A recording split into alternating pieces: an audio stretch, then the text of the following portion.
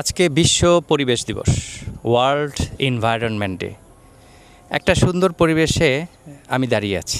এই পরিবেশটা আমার অনেক সময় নিউজিল্যান্ডের থেকেও অনেক সুন্দর মনে হয়।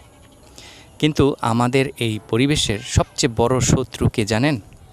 এই যে যেখানে সেখানে আমরা এই যে প্লাস্টিক ফালাই না, পলিথিন, এই প্লাস্টিক আমাদের এই পরিবেশের প্রধানতম শত্রু এবং এই জন্য আমরাই দায়ী। এই প্লাস্টিক মাটিতে, উর্বর মাটিতে মিশে মাটিতে হেভি মেটাল তৈরি করে, যা আমাদের সবজিতে এই মেটালের উপস্থিতি পাওয়া যায়।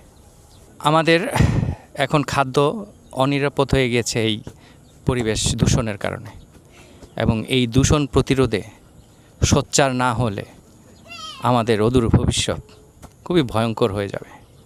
আমরা আমাদের ভবিষ্যৎ প্রজন্মকে একটা সুন্দর বাসযোগ্য পৃথিবী উপহার দিতে হলে সচেতনতার কোনো বিকল্প নাই, এবং পরিবেশ কীভাবে দূষিত না হয় সেজন্য ব্যাপক কাজ করার সময় এসে গেছে।